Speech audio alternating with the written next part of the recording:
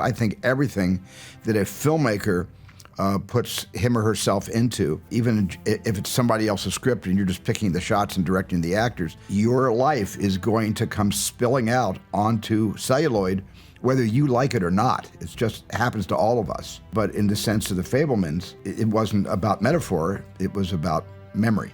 It's about family. I think if you have a family, it's an interesting story. And if your family is complicated, as most are, then it's an interesting story. To me, that's what's interesting about it. It's about navigating your family and getting to know your own family, and how the humanization of your parents especially is kind of a tragic yet beautiful thing that happens to a lot of us. And I think that's something that almost everyone experiences in some way. It was pretty incredible to see Steven looking back at his life, and yeah, tears streaming down his face, right?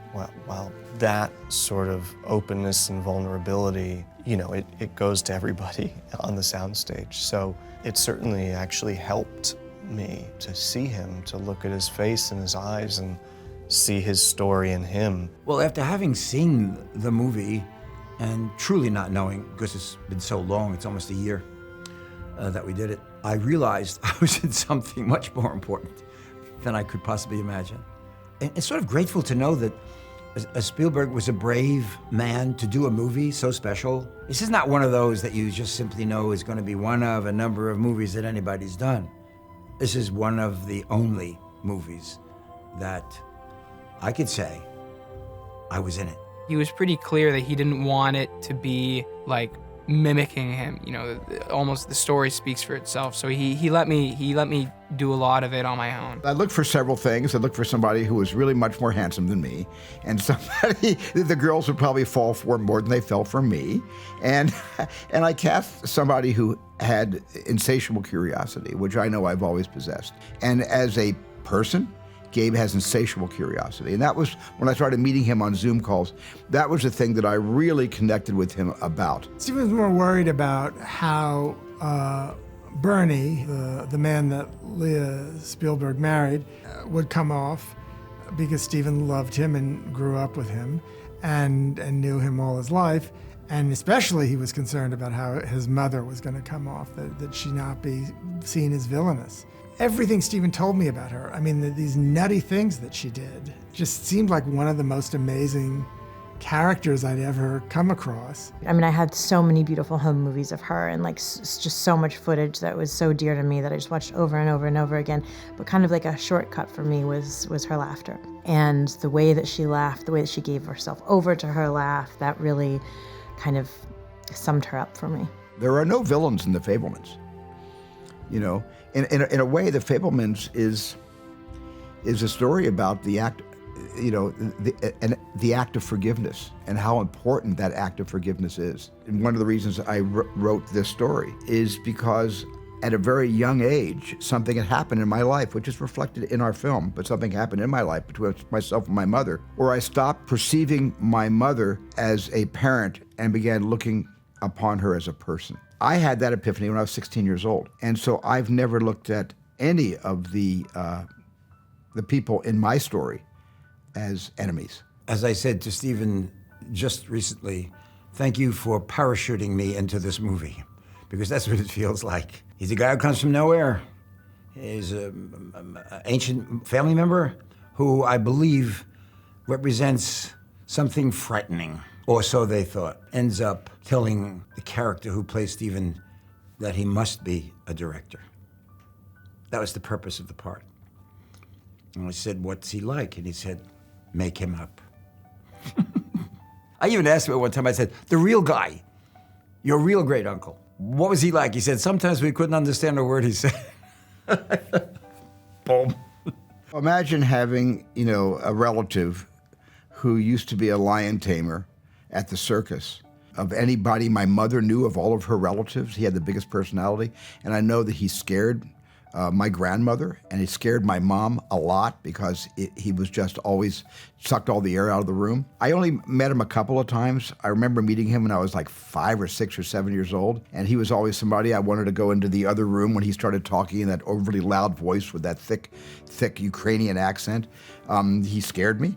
And then when he came to Phoenix, Arizona to pay his respects after we lost, after my grandmother died, that was, as a kid, maybe 16 years old, that's when I really understood that this is probably where show business came from. I think my show business gene probably came from both my mother, who was a performer in her own restaurant, and probably a little bit genetically from Uncle Boris. This camping trip we shot over the course of a few days, and in it is when the footage is captured that ultimately kind of reveals the relationship between Benny and Mitzi, you know, and Steven filmed a lot of that stuff himself. A lot of the 8mm footage and 16mm footage, he was operating the little camera, you know.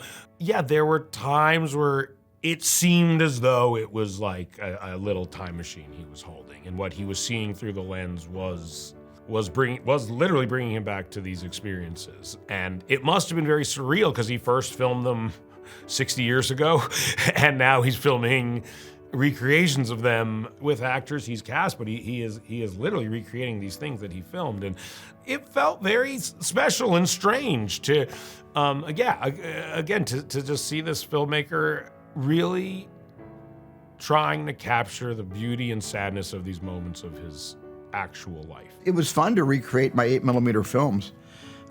I wish I could have recreated my 8mm films to the amateurish degree I shot them at when I was 11, 12, 14, 16, 17 years old. I wasn't able to resist finding a better place to put the camera in 2021 when I made the movie than where I put the camera in 1961. The first scene of the film is Bert and Mitzi Fabelman taking their kid Sammy to the movies, his first movie, and he's scared. And his father's way of dealing with that is to explain to him how a film camera works, explain to him how a projector works, and as if a child would then be able to sort of rationalize that and go, I see, it's only images flickering, they're still images, it's not real, they're actually not even moving themselves. And finally, Mitzi sort of cuts him off and says, they're wonderful dreams, and you'll never forget them. Yeah, they're really like the two halves of Steven, you know, the way that this married couple sort of balanced each other out and gave room for the other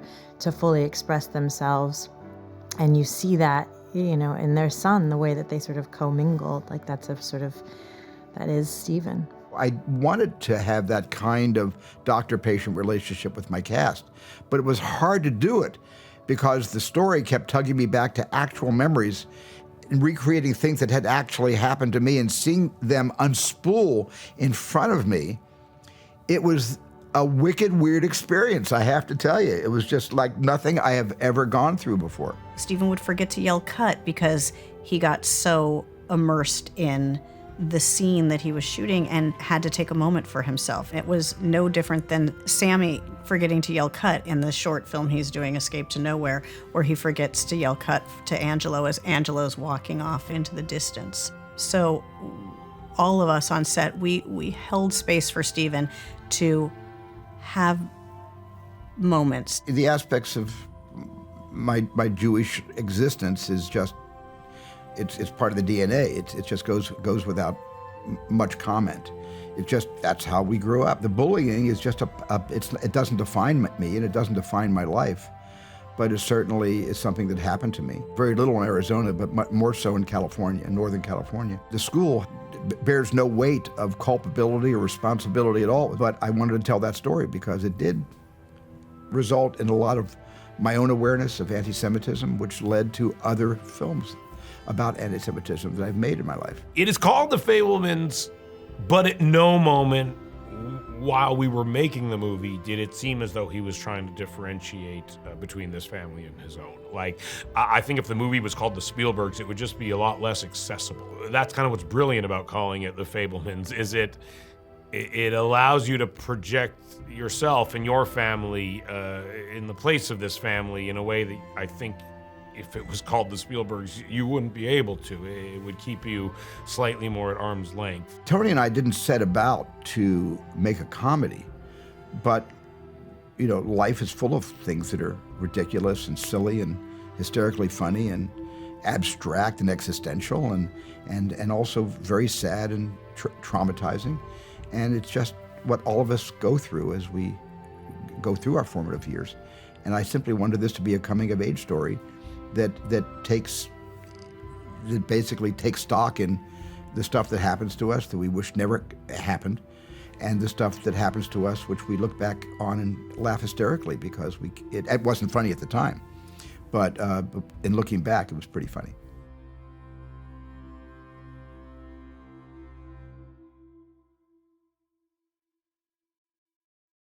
I wonder, just try it, Sean. Let me see if I can.